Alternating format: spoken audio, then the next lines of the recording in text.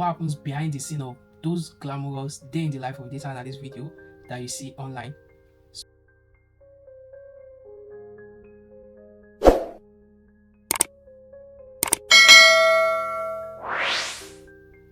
Hello everyone, welcome back to my YouTube channel.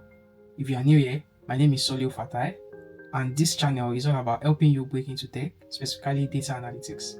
And today I'm going to be talking about something that is not often talked about, and that is the actual truth behind being a data analyst. And you'll find out that it is not as rosy as it may seem. And part of the things I'm going to be discussing is what happens behind the scene of those glamorous day in the life of data analyst video that you see online. So without wasting much time, let's get right into the video. People often assume that being a data analyst means working with data, analyzing numbers all day. While working with data obviously is a major part of being a data analyst, the reality is way more than that.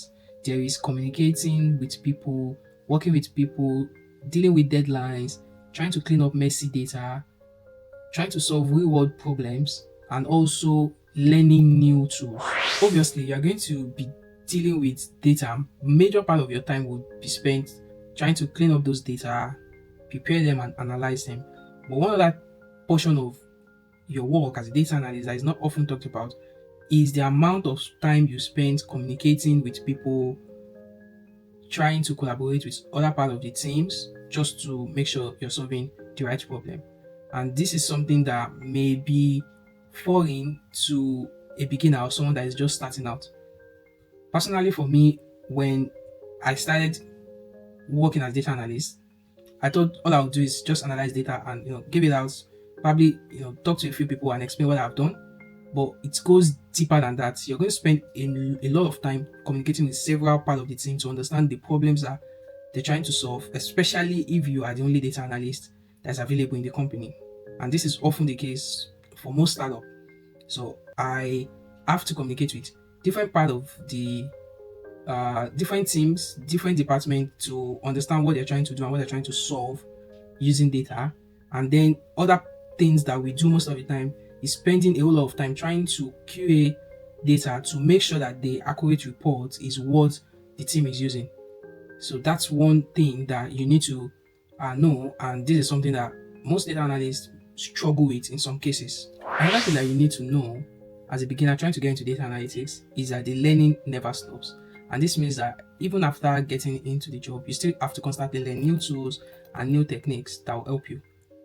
It is SQL, Tableau, Power BI today. There might be new softwares in the near future that you have to make use of. Personally, for me, I've had to pick up new tools even within my work several times.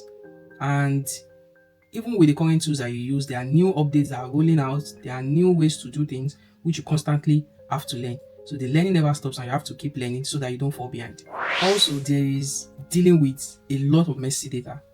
Most of your time would be spent trying to clean data, because reality is real world data is not perfect. It's far from being perfect. You will find out there are a lot of inconsistency, different formats, missing values, and many other things that you need to deal with. And this is not something that it can easily be learned or replicated by watching a YouTube video or a tutorial video.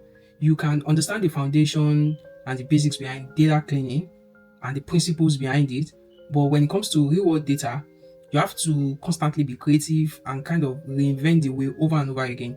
And this is where your problem solving skills and creativity comes in as a data analyst. Dealing with messy data can be very frustrating, but it's also part of the things that make the job interesting. Also, there's the part where you have to balance your technical skills with soft skills. As a data analyst, you need to be technically sound, SQL, Power BI, Tableau, whatever technological stack you're using.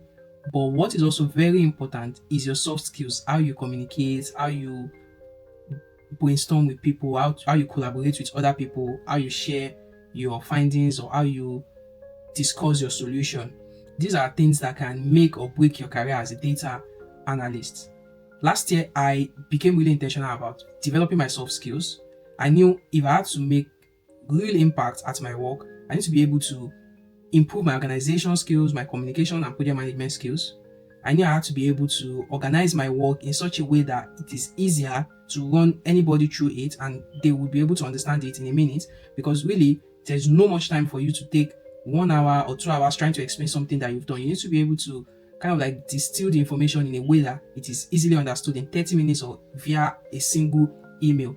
So I knew I need to improve my organization skills and also be able to organize my thoughts and communicate my solution in a very efficient way. So I took up different courses on communication, and I'm also reading books just so I can improve that aspect of myself. So this is something else you need to know as a beginner, and you can already start improving yourself by practicing, by presenting the dashboard I've created. So when you create a dashboard as part of your portfolio project, don't stop there. Present it, make a video, record yourself talking about it, share the insight, pretend there is a stakeholder in front of you, because very soon you have to present whatever you've done, your findings, to a stakeholder, and at that point you need to be able to do it right. And there you have it, the truth about being a data analyst. And you can see that it is not as rosy as it seems, although it is in navigating these challenges that makes you very great at it. So I hope you find this video helpful. If you did, kindly like and subscribe if you haven't, and also drop a comment about one of the biggest misconceptions you have about data analytics. As always, thank you for watching, and I will see you on the next one.